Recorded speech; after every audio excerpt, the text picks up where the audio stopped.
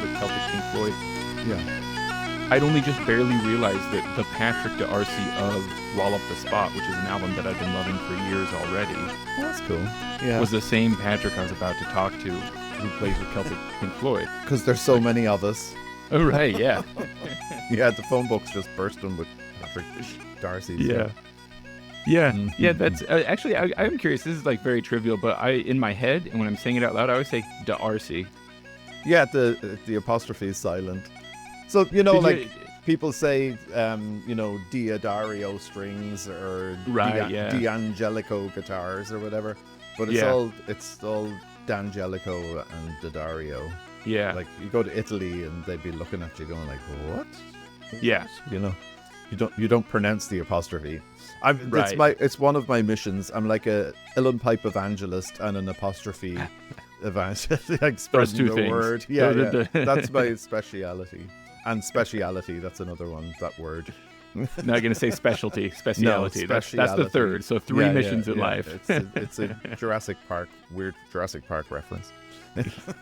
Now, speaking of the proper use of that apostrophe there, I'm thinking of like Michael. Wait, D'Angelo. Mm-hmm. Yeah, I don't know who that is. I'm trying really hard to make a connection, Patrick, so I can ask you which Ninja Turtle you are. That's mostly what I'm driving at here. Are you more a Leonardo, a Michelangelo, a Donatello? Donatello, definitely. Yeah. You're a Donatello. He has the D, you see. So hey. Ah, there you go. Well, and the reason I want to ask Patrick is because if I'm you, this is an opportunity for you to set the record straight. If I'm not mistaken, you invented the Ninja Turtles. Is that right? You invented them. Yeah. That was my singular responsibility as a teenager was to create the Ninja Turtles. Yeah. No, but I did work on them. Yeah. You saw that somewhere?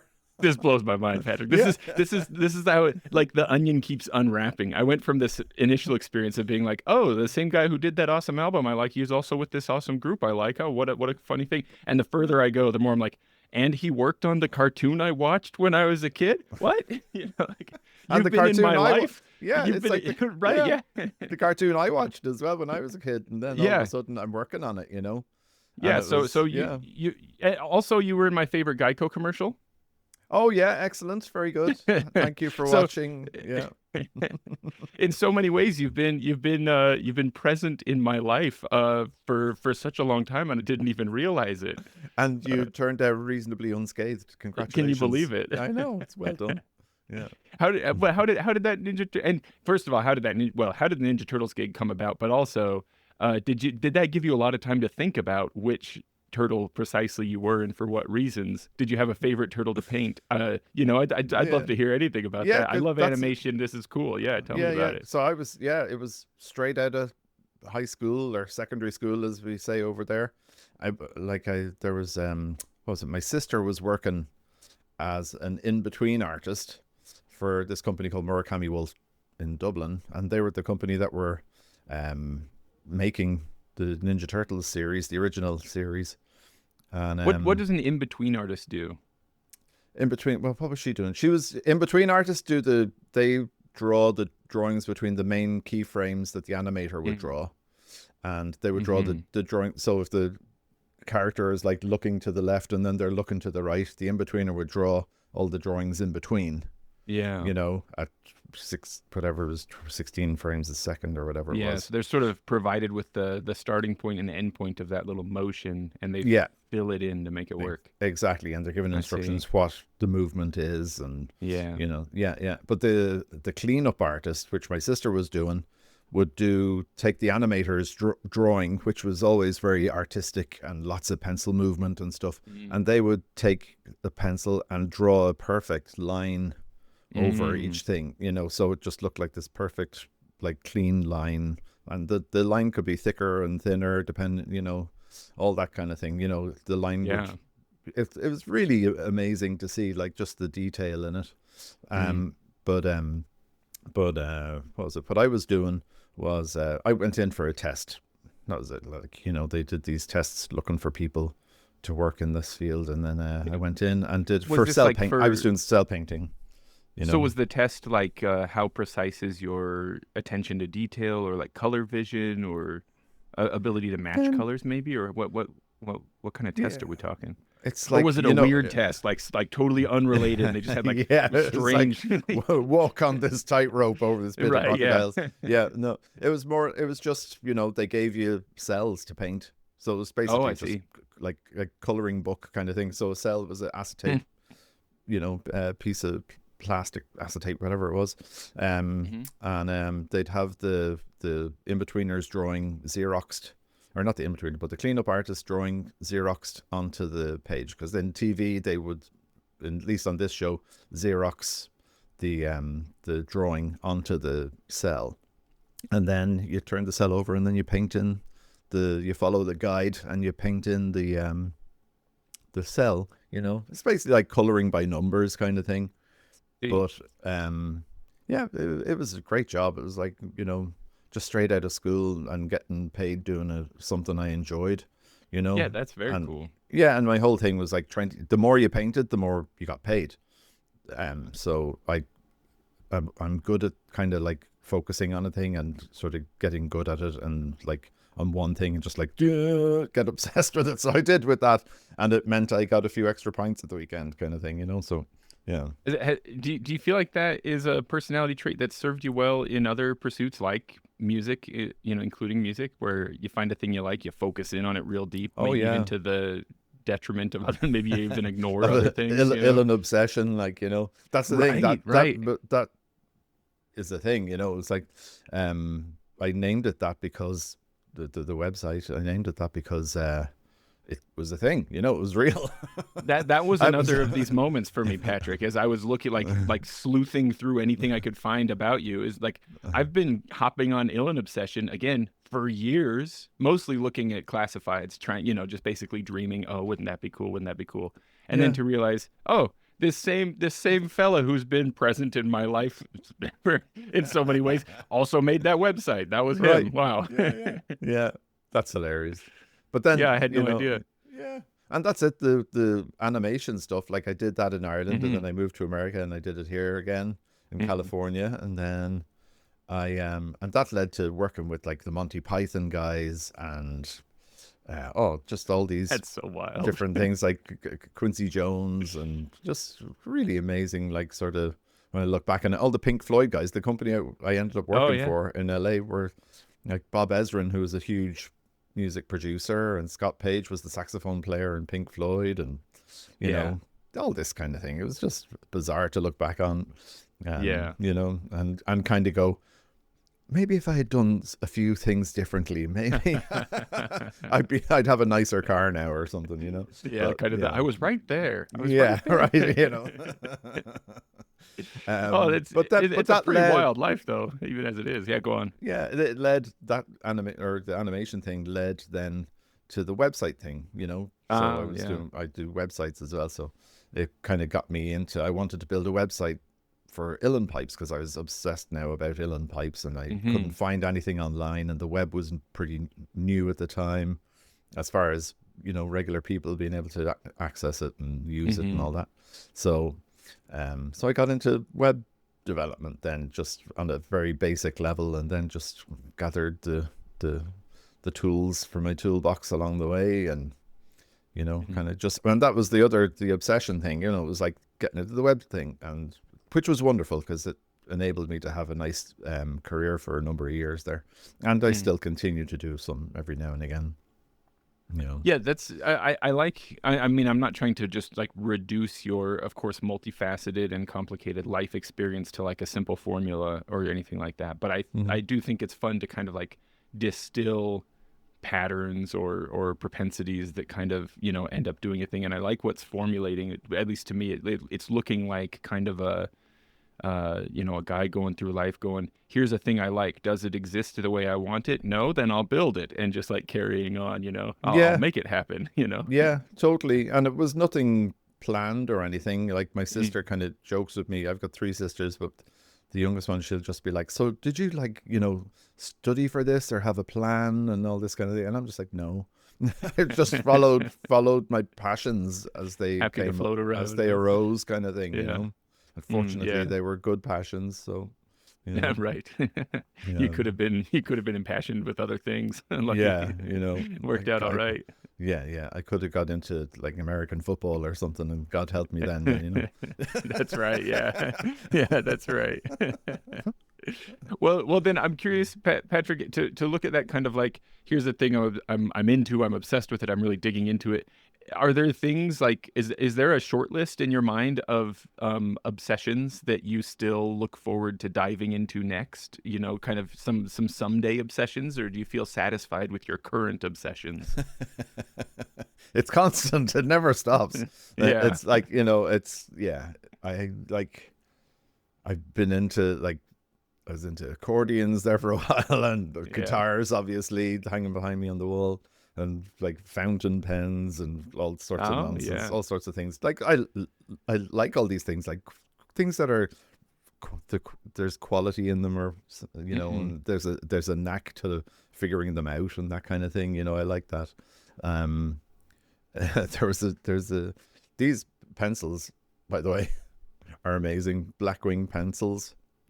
They're the pencils developed by Walt Disney, but I've heard of these. Yeah. Yeah. So these guys, sort of they went out of business years ago. So some people have resurrected their business. So I got some of those, and they're really beautiful to write with and draw with and stuff. You know. So, but do you do a lot of drawing? No.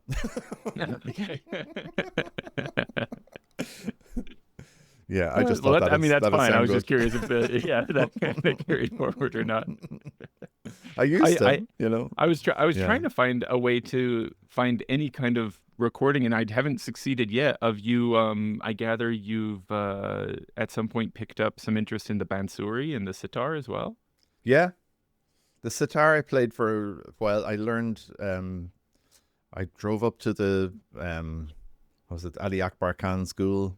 My wife and I, and up in Santa Cruz, and then stayed the weekend at my friend John Peterson's house in San Anselmo. He has a music shop up there called Amazing Grace. Oh, cool. Had a wonderful weekend, and picked up this bansur, or picked up the sitar. Then, you know, it was a Kanai Lal from Kolkata. So I played that for a couple of years and studied under Paul Livingstone in LA, who's a phenomenal Indian musician, American-born Indian musician. But he had the patience to try and teach me. I'm a terrible classroom learner. You know, it was just me and him, you know, like one-on-one kind of learning. A wall goes up for some reason.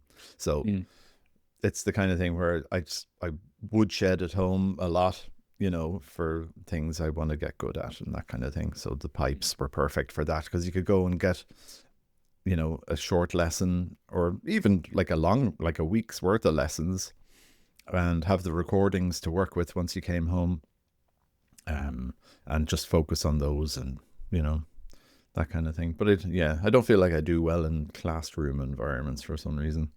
Interesting. Yeah, maybe the teacher would tell you differently, but I doubt it. Yeah. Well, I know that I read that you got your kind of dove into Uilleann Pipes with the Willie Clancy School, and so, you know, this is, of course, are 2 points pretty well separated in your life. But I'm just thinking, you know, you're obviously interested in learning. You also teach, and I teach a lot now. Yeah. I'm just thinking about like the connection between like the two sides of that coin, being the teacher versus the student, and if your experiences on both sides of that coin inform each other. Having taught for a while, do you then learn differently?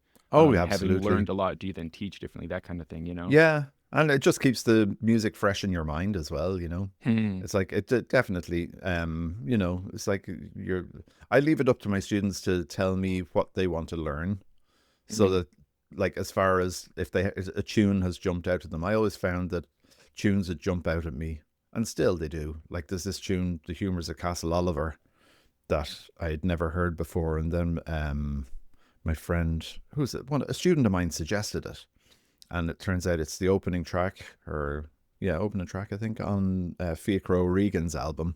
He's a phenomenal Uilleann piper as well. You should have him on. He's brilliant. He's from Connemara, but he he plays this tune. He was saying that he got it from it's like the only tune in O'Neill's that was never recorded or something like that. Oh, interesting. But I can't find it in O'Neill's, so it might be under a different name or something. But just a great fun tune, real pipey, you know, lots of crans in the second half and things like that in the B section.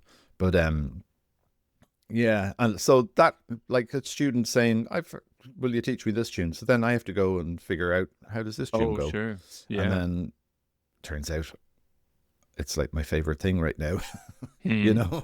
So that's wonderful. But I like it. The whole point of saying all this is that a tune would have jumped out at me and I would just be whistling it all the time. And I presume that happens to other people too. So yeah, if they're able to whistle the tune, just doodly-diddle, whatever, they'll be able to learn it easier. You know, it's internalized. So then all they have to do is kind of put it into the fingers and throw in some technique. And so we can focus on those things instead of trying to memorize a melody, which can be tedious. That makes a lot of sense. And Patrick, I've been hoping to find like opportunities to, in a smooth way, pull in little samples of maybe like Wallop the Spot and some of the other music that you've done. That might be the perfect spot for me to in post pull in the Whistling Thief. Oh yeah. Because you just whistled, huh? There you go. Maybe some of these will be cheesy, but I'm going to try to catch them where I can. No, I love cheese. Kerrygold Dubliner.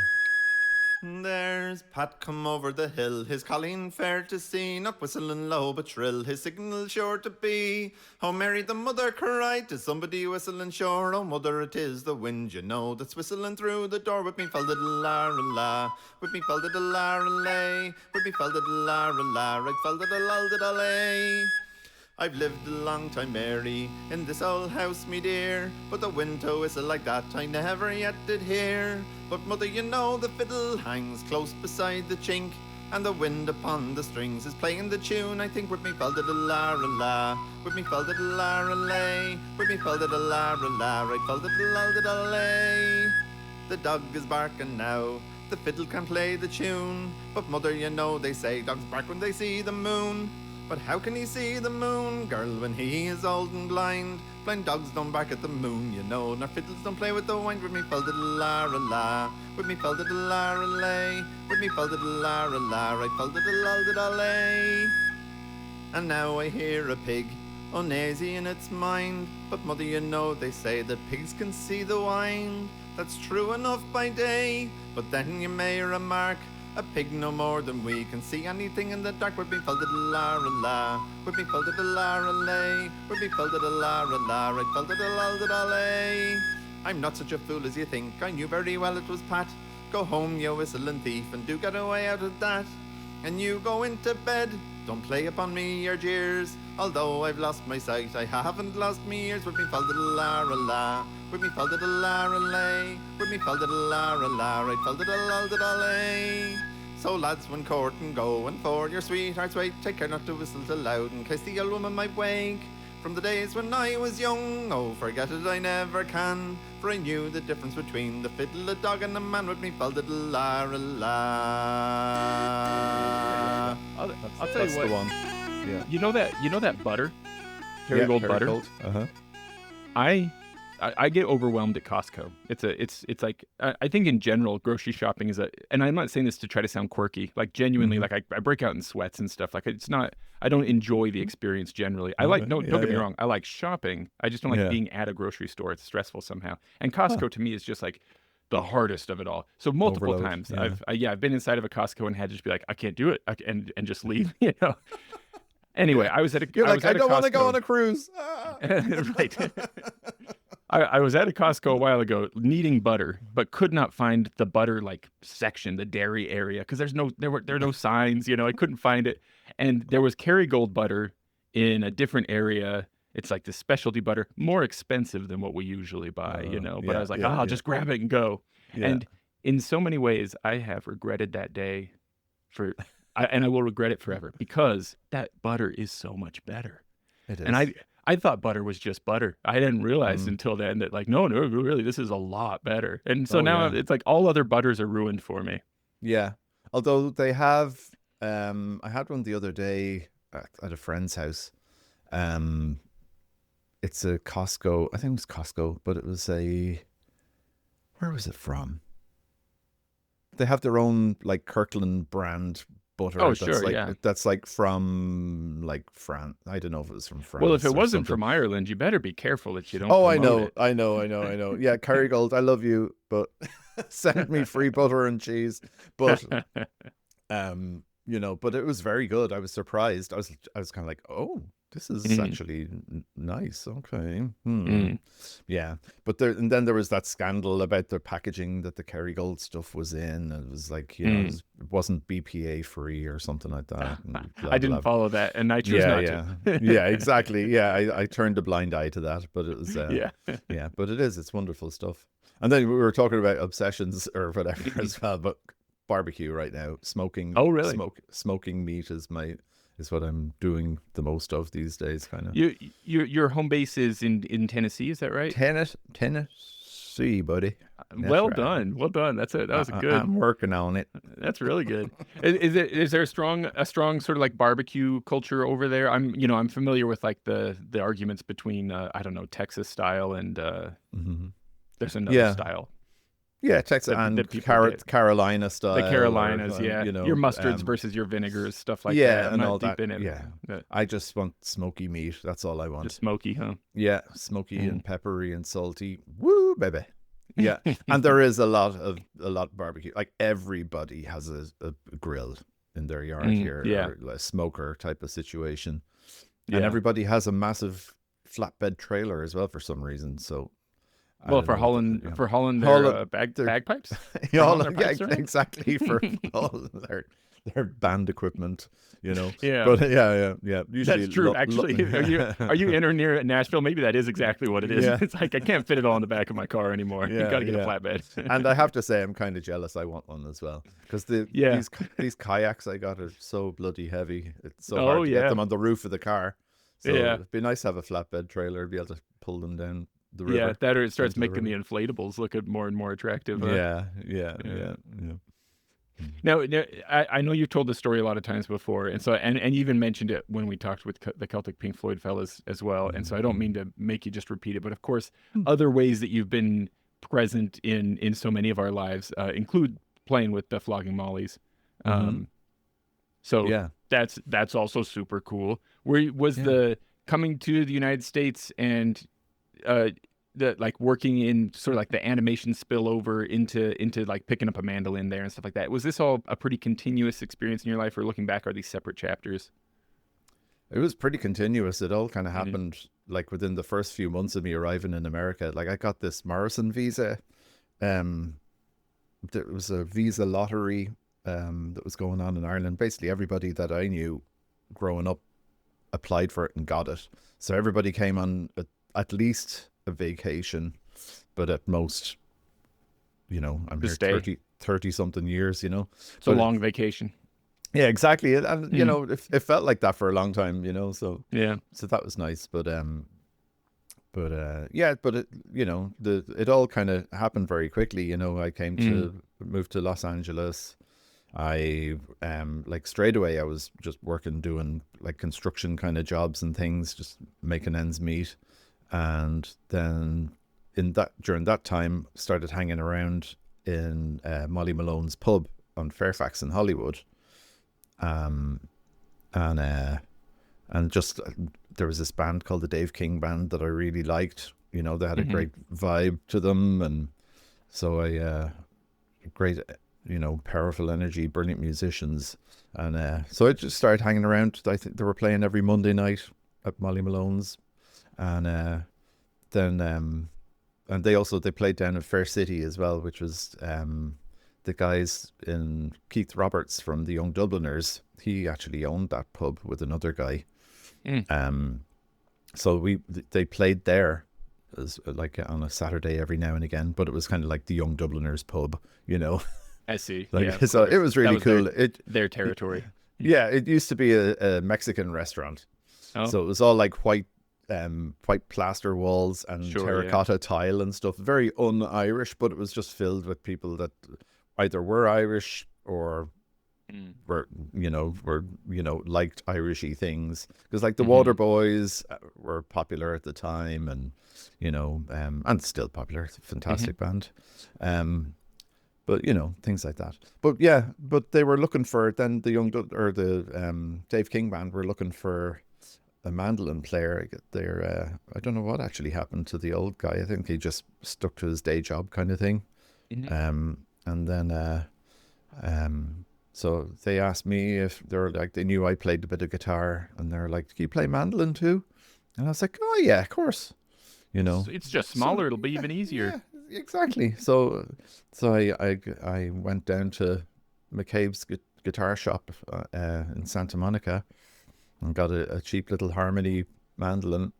And sort of in my mind, I was like, okay, so it's like the low 4 strings on the guitar turned upside down and reversed. Easy. Yeah, it's like, fuck, and then doubled up. Yeah. So that I just learned like a few chords straight away, and I was like, okay, well, maybe this isn't would be fun. So yeah, I was up playing with them then about 2 weeks later, figuring out, just having fun, just following, getting blown around by the wind kind of thing, But yeah, it was fun.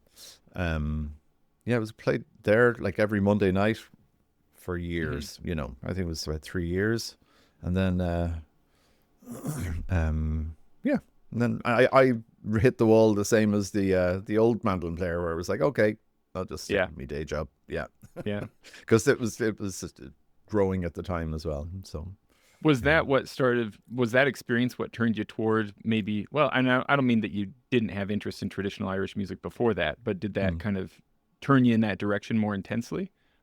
I'm curious. Absolutely. Maybe I'll lay it out a little bit, because I'd read that Dave King had maybe kind of stepped away from a previous record deal because of an interest in bringing more traditional Irish music into his sound.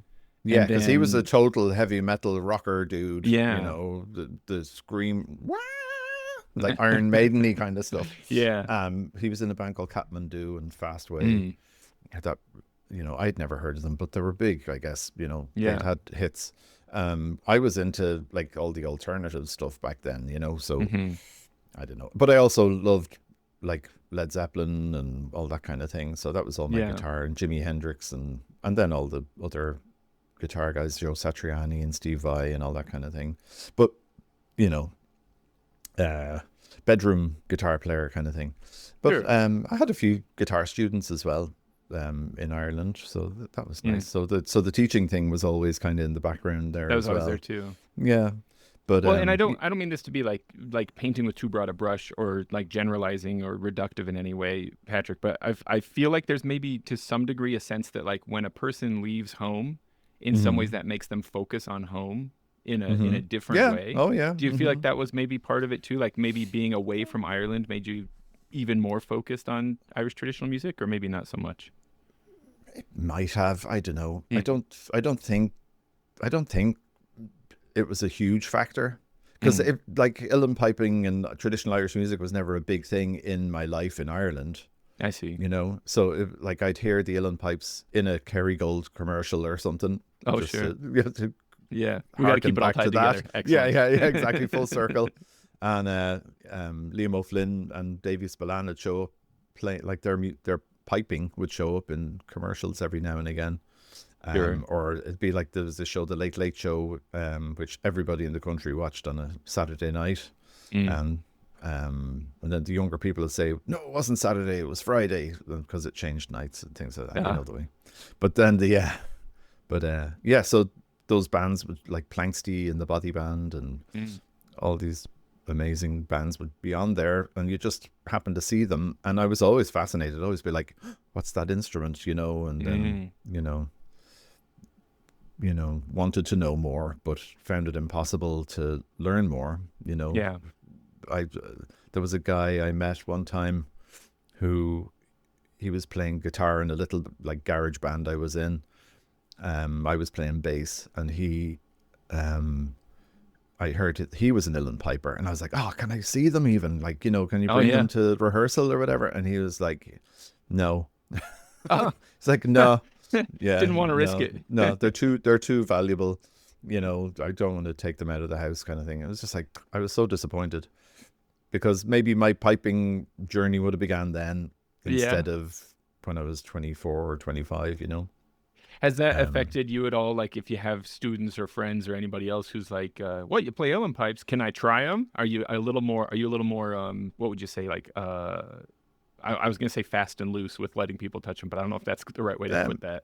But like, did that experience? Do you feel like that affected you at all in terms of being like open with sharing and spreading the word, evangelizing even the uilleann pipes? It might have, yeah. Trying to make it as accessible as possible for people. That was it. It was like the uilleann obsession. It was kind of like the demystifying it to an extent for myself more than for anybody, And then if other people could benefit from it too, that's great. But yeah, definitely, So Pat, it sounds to me like you get really into the uilleann pipes, and then trying to find them and learn about them and get access to them and stuff, that's difficult. And so you look around and you say, okay, here's what we need. I'm going to invent the internet. And so then you invented the internet. After creating the Ninja Turtles, you went on to invent the internet. Yeah. Al Gore, he was just in my shadow there. Step aside, Al Gore. Yeah, that's right. Hey, actually, speaking of coming to America, you've got a slow air on Wallop the Spot, Green Fields of America. I love the way you play it. Especially when you go into the second octave, there's some real like half-step notes that are like very, is the word plaintive maybe? There's like a lot of emotionality there, and I like that a lot. Much melancholia. Yes. Yeah. Yes. Yeah, no, that's an amazing tune. I just love that. Yeah. I love that it's a macaronic song as well. Macaronic? Is it even? No, it's just English. Macaronic. I don't really know. I don't know what macaronic is. So it's like if there's Irish and English language in the song, but I think it's actually all just English. Oh, I see. Okay. But what an amazing melody! Like, I just love it. Yeah, I love the melody. Yeah. It's very what can you say? The F natural. It's the blues, baby. Yeah. It's got like the flattened third and flattened seventh.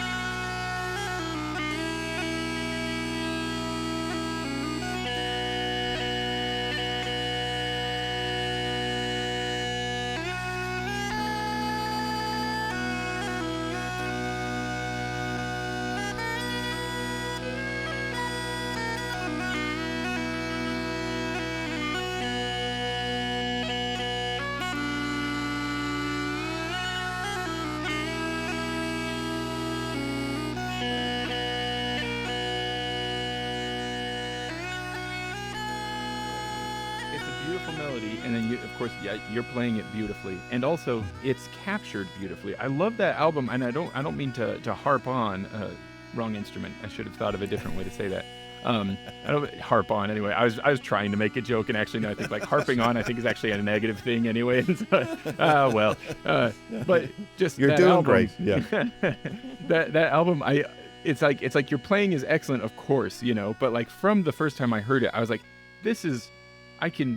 it's like I'm strapped into the pipes myself, not that I've been strapped into them before. And it felt that way already before having read your notes on the album. That's exactly what you were going for, actually. Yeah. That's with the mixing and mixing and matching or whatever else goes on behind the scenes. Totally. So my friend Brian Dobbs recorded the whole thing, and he's just so brilliant at recording the pipes and recording Irish music. He's out in LA.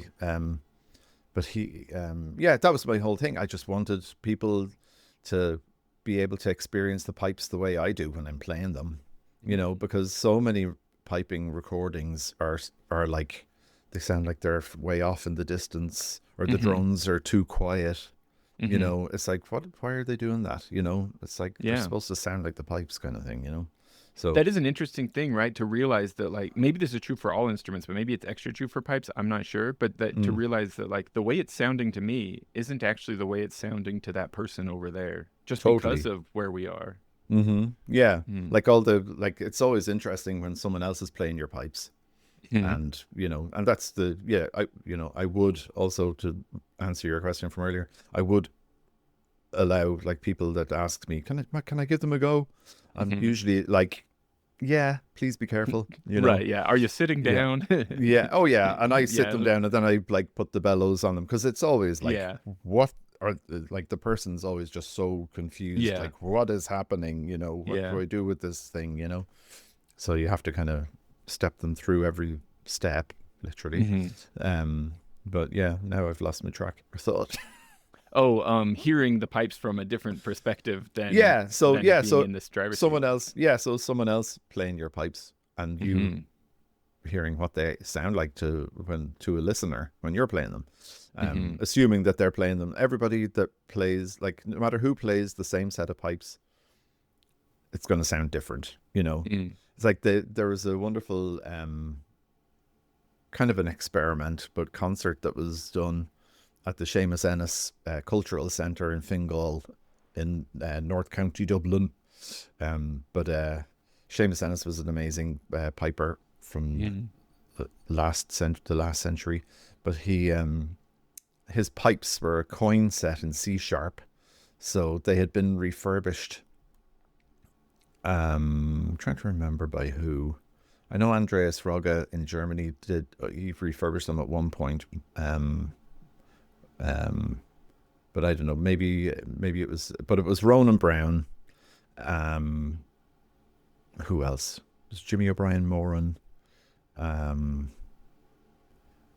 that's not coming to me now, but it was just a beautiful sort of a thing. It's probably online somewhere.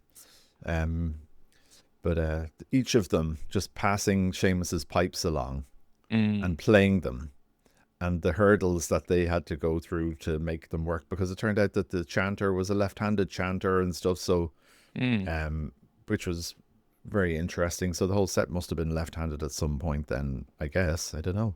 But Seamus was playing it as a right-handed person. He played them right-handed, yeah. So interesting. But he, you know, there was key blocks and things where they would feel weird if you weren't used to it and stuff. So, it was all sorts of stuff. But each person that played them, they sounded different, you know. It sounds like that person playing them rather than Seamus Ennis's pipes being played by somebody, kind of, you know, just like a guitar, I suppose. But, you know, it's going to sound like the player. That is interesting. Like, how much can the person come through, and how much of it is the instrument itself? And I don't know how you could really put a precise pin on that, but it is interesting to listen for and think about. And maybe, like, not a super common experience, actually. Like, maybe that's why this is significant, right? Because usually with uilleann pipes, maybe with any instrument, really, it's like the player and the instrument stick together. You know, it's not like I get to hear very often a specific set of pipes being passed between competent players or something like that, you know? Yeah, it was a fun sort of an experiment. It's probably on the Seamus Ennis Cultural Centre website or something. I'll look around, and if I can find it, I'll put a link to it in the show notes here down below. This episode. Or na Uilleann as well. Na Uilleann, the Pipers Club in Dublin, and the international organisation for uilleann pipers. They may have it on their website. They've got a wonderful sort of database of piping videos and recordings and lessons, and, you know, all sorts of stuff. And they would be the reason that I was able to learn, like, basically my first year was all because I was totally cut off. I didn't know there was other uilleann pipers around. They being the na Uilleann folks? Yeah. They brought out a VHS video, The Art of Uilleann Piping, which ended up being a teaching series. But they brought that out the same year that I got into the pipes, so that was amazing. Perfect. So I had that for the first year. Wore the tape out, you know, just practicing along with it. Yeah. And it's an interesting thing too, learning as an adult, or in inverted commas kind of thing. I can understand students' hardship learning, because I went through the same thing, and I can remember going through it instead of it being like I wasn't 10 years old, unfortunately. Right. As well, but, yeah. Learning them, I was, an adult. So, I remembered those milestones and the death grip and the, not being able to play a triplet tightly and things like that. So it's I kind of like being able to understand where people are at in their learning and be, I don't know if compassionate's the right word. Yeah. But, empathetic, I suppose. At least, more M than pathetic, maybe, hopefully. Well, I can imagine it being like certainly like very applicable to also just continue learning other things as well, but just because that like sort of curve of like the frustrating early stages of maybe trying to learn the bansuri or the sitar or something like that, that's still going to be applicable to any learning journey, I guess. Now, Patrick, somewhere between inventing the Ninja Turtles and the internet, or maybe shortly after, you mentioned like wearing out magnetic tape, listening to the magnetic tape. Of course, we're talking now. VHS, VHS as well. Yeah. The audio here is going to be listened to, digitally, pretty universally. At some point in all of this, you also you invented podcasts too. That's also the situation as well. Is that right? So I worked for. I was doing websites for a radio network, and they basically they had a lot of radio shows that ended up being podcasts. They're like the first people to be podcasting radio like the shows. First ever batch of podcasts. Yeah, so it was like America's Top 40, Casey Kasem and Dr. Laura, and some people will hate this, but I thought it was great. Rush Limbaugh and things like that. So yeah. It's just fun for me to imagine, Patrick, that like as I look back on like culturally significant points, like if I was making a documentary about my own life, like these things were important to Jim, that kind of thing, in every photograph there in the background, there's Patrick D'Arcy. A group of people then got together to invent this thing that would later be important to Jim. Oh, there's Pat, Yeah. I'm just leaning in the background. Yeah, just like in a lab coat in one photo, in a top hat in another, but always present, always there. Oh my God. Yeah. That's funny. How's like the not to I'm not trying to ask like for like you to spill tea or something like that, but I'm just always curious about like the home situation for a musician, but between like practicing and acquiring expensive instruments on the regular and going to learning camps as well as like touring. You do quite a lot of touring. Like how do you balance, like I know that you said once in a interview something about feeling like you have two lives, sort of your day life and your evening life or something like that. Yeah. What do you do to kind of does everything mesh together at this point, or is there still like a separation? I'm home now, I'm at work now, that kind of thing, Yeah, now I'm at home and I'm teaching, a lot of the times, like most days I'll have a student or two. Mondays and Tuesdays are pretty full with students. So, and it's great. I love it. It's my social time because I'm living out in the country now. So it's like, I get to hang out with my friends and play music, and that's what it feels like, So, and then my evening life, every now and again, I'll get out to a session, but I haven't been to one in so long. I have a local one here that happens once a month. But it was supposed to be happening this Sunday, but I can't do it because this band I play with called Doon the Bray are recording an album this Sunday. Oh, so exciting. Don't tell anybody. Yeah. Yeah. I'll keep it quiet. Wink, wink. Yeah. So we're going to go down to Nashville and rent a we have a studio booked and everything and engineer and all that. So yeah, so that'll be cool to do that. And then, but we were saying the touring and all that too, like March and December, I'm basically away from home those entire spells with the band called the St. Celts. Patrick stuff and Christmas stuff? Yeah, exactly. Yeah.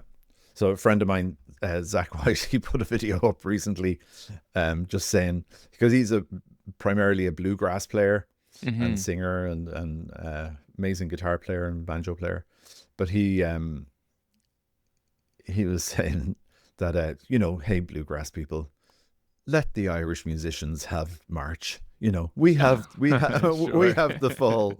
We have you got every 4th of July party and September to November, and they've only got March. They've really only got March. Let them have it. But, that's great. But the Celts is the band. They used to be called the Nashville Celts, and then nobody knew what to do with that. They thought it was like a Nashville Boston Celtics fan club or something. Oh, sure, yeah. So the Celts music.com is the band. So we do a Christmas show. They had a PBS special many moons ago, which was a great success. So we're still we go out and play the Christmas show, and a fun, entertaining dancers and nice video and lighting and all that kind of thing, like big production theater show. So it's nice. It's hard being away from home, but it's how I make my living. So it's a nice way to make a living too, and it's just a matter then of getting enough shows and all that kind of thing. But so far so good. Do you do recreational music still? Like, you get home from a tour and it's like, I need to relax, and you pop the pipes open again? Or do you have other things, like that are utterly totally not music? Like, do you do watercolors in secret that we don't know about, or are you whittling? Or I can't think of other examples. But, that's funny. You should say whittling. The man that lived in this house, I didn't even know it was a thing, but the man that lived in this house before me, Greg Bagwell was his name. He was a whittler. Are you still sweeping and a bow up maker? Shavings? Yeah. Oh, really? No. Yeah, he made not violin bow now, but I was thinking violin bows. For archery. Yeah, traditional bow. He was like the guy, and he had beautiful bows hanging up, like with snake skin on them and all this of thing that he had made. But he was a gentleman. He passed away sadly. Just earlier this year, actually. Yeah. So, but I got to play at his funeral, which was a great honor. Yeah. So yeah. So what led me to talk about him? Oh, whittling. But cycling. I cycle. Do you? I like bicycles as well. That's another obsession. Yeah. So ever since I was a kid, it was bicycles and making ramps and jumping off the curb, and so I was big into. I used to ride a lot in LA, but and here it's not as, the weather isn't as conducive to it. Are you more drawn to sort of like the BMX kind of bicycling where you do little tricks and stuff, or are you more like a road bike go fast kind of guy? I'm a road bike go slow kind of guy. Oh, gotcha. Yeah, I'm good going downhill in a straight line. That's as fast as I get, But but like in LA, it used to be great for cycling. There was so much, but here it's like, there's a lot of things. The roads are beautiful, but it might be, a beautiful day when you leave the house, but then there'll be a thunderstorm that will, you could actually drown in if you look up, so. Yeah. Now, being into cycling and also from Ireland, is it crazy for me to and I don't want to be one of these guys who says, have you read such and such, making you feel like you ought to have. But I only recently found out about this book by Flann O'Brien. Do you say O'Brien? Oh yeah, Flann O'Brien. Yeah. The Third Policeman. One aspect of which is that, like, if you spend too long on a bicycle, you kind of become a bicycle. You turn into one. Yeah. Are you ever worried about that? Oh my God. Yeah. No, Flann O'Brien is amazing. Like, a Joycean contemporary, from Dalkey. Yeah. Amazing. Yeah. Just love the nonsensical whimsy of it. The whole thing is just amazing. Yeah. It was actually Jason Rouse, another Uilleann Piper, who pointed me toward that book not long ago, and I got a copy quick, and we've got it on the shelf right now. My wife and I both started it, but we haven't finished it yet. But everything by Flann O'Brien is just so entertaining. It's like I don't know why there aren't more like animations, like make a cartoon of one of those. Oh, like, you know, sure, yeah. How cool would that be? You know, yeah. Are you familiar with the Cartoon Saloon folks that I think are also based in Ireland? They've done a couple of animated pieces that are like rooted in sort of like Irish history, stories, mythologies, etc. Yeah, I think a friend of mine from years ago, Mark Cumberton, might be it might be his company. I'm not sure. He had a company years ago called Brown Bag Animation. Maybe they became, but I know he's very successful with the animation company he has now. I think it's the same company, and they've done stuff over the years. I think they did the Secret of Kells and yep, those all are the those, and the last sea, or not, what was it? The Selkie one. Yeah. Song of the Sea. Yeah, Song of the Sea, right. Wolf Riders. All that and stuff. then they did one, the Breadwinner as well. Yeah.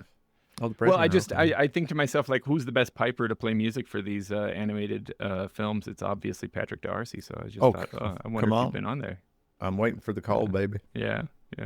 What other cool projects have you done, Patrick? That maybe like maybe folks don't realize, you know, like, or as you maybe another good question might be, Pat. Looking back, what was your favorite? What's your favorite thing you've done so far? Oh my God. You have to pick one. No, I'm just kidding. No pressure. Yeah. Well, I don't know. Yeah. Because anybody listening with whom you did a project, if you don't say their project, they're going to be, break I'm their like, heart. what? Which one? Yeah, I don't know. It's like, you know, I played with a band called the Gettys for years, and some of the music that we did, the instrumental, like the songs were beautiful, but the instrumental stuff that we did was so, just really like challenging and interesting. And Finan DeBarra was the band director, the guitar player in the band, but he could play everything. His brother Cormac is a famous harp player. The whole family are like really well-known Irish musicians. His brother Eamon's an amazing flute player. But yeah, just great to work with him. He has his own band, Runa. They're called Runa. Yeah, I'm familiar with Runa. Yeah. Okay, yeah. Him and his wife, and they but there was some of that music, like there was Bulgarian stuff. We went through a spell of doing like international sort of influence stuff, so we'd throw in a bit of a Bulgarian tune, a horo, and you know, a bit of a raga, and who knows what, you know. It was like a outreach they were thinking of it as, but I just loved it, you know. It was just lots of influences, and people used to say eclectic. I don't know if people still use eclectic as a term, but more like people used to Celtic. Am I right? Yeah, Celtic, man. People used to say that to me. Oh, you have such eclectic taste. It would drive me bonkers. I was just like, no, I just like good music. Right. Yeah. There's one simple and consistent parameter here is it's good. Yeah, exactly. You know, so that was nice, but you know, that was but everything, you know, it's just like the last thing, the most recent thing you do is usually your hopefully is your favorite kind of. So we just with the Celts here, we just recorded a new album for Christmas. So there was a bunch of songs that we were doing in the Christmas show that weren't recorded yet, so we recorded them. Has that already been released, or is that coming this Christmas season? It's going to be out soon. Yeah, it'll be out this Christmas season. So, awesome. We're currently going through the quagmire of figuring out, should we put it on Spotify or should we keep it exclusive and put it on Bandcamp or something instead? Yeah. But like, because you don't, like, what's the point in Spotify? We're not going to get on. Maybe you get on a chart, but you're not going to make any money off it. And, you know. Right.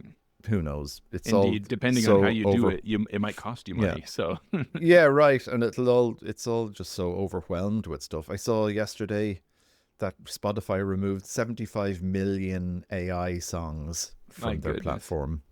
Can you imagine? And it's like I think it's 100,000 songs get uploaded every single day. So like, how are you gonna compete with that other than paying Spotify to put you on some popular playlists?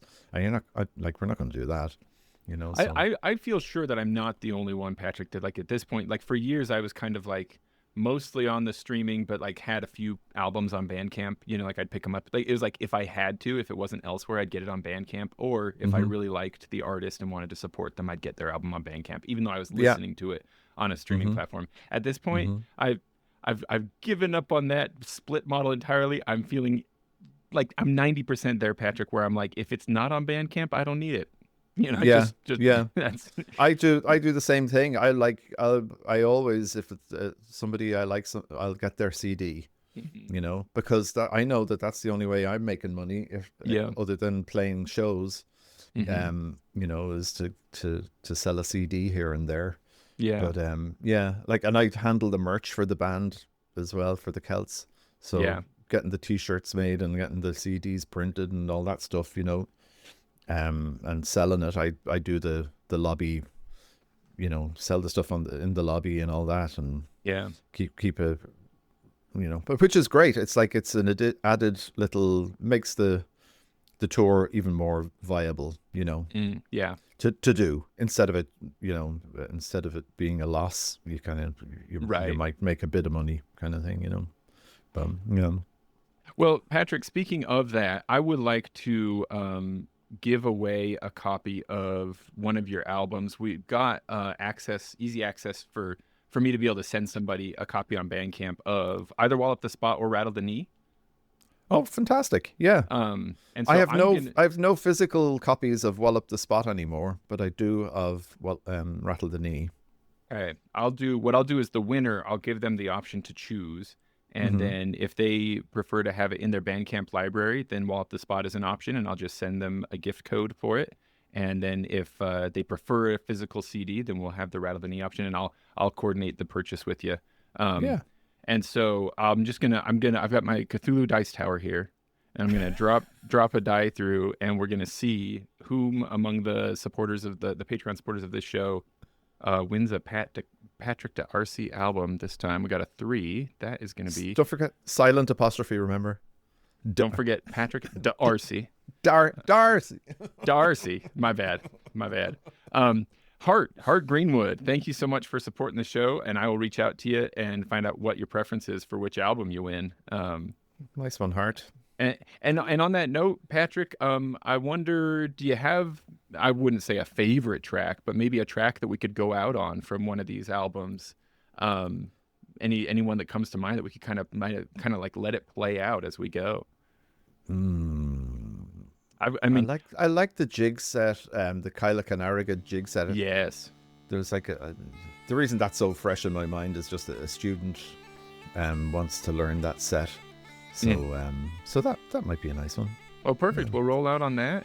And I'll have links in the show notes to where these albums can be had otherwise, and kind of your homepage. A page for the Celts as well. This album should come out ahead of the Christmas season, but hopefully that helps for folks to be ready for that album when it comes out, that kind of thing. Yeah. And I put videos up on YouTube sort of regularly, sort of when I feel the inspiration. So just little instructional, well, not even instructional. Yes, I've watched a few of them. They're very helpful. Yeah, just me playing a tune and then playing it slow. Yeah. So, but I've seen some pretty direct instructional stuff too, like about like getting clean triplets and stuff like that for sure. Oh yeah, there was one I put advice up just talking about. It was a book. I can't remember the name of the guy. It was a student asked me. They wanted me to play the triplet section from a book for him because he couldn't read music very well. So, and I can't read music very well, but I, can get away with it. And he, so I made this video for him, and then I thought, hey, people might benefit from hearing others themselves. Yeah, sure. So why not? Put it out there. Everything's out there. Everybody's putting everything out there these days, so why not? It's like another layer of the onion peeled away. Yeah, that's right. Or added on, depending on how you look at it. Yeah, right.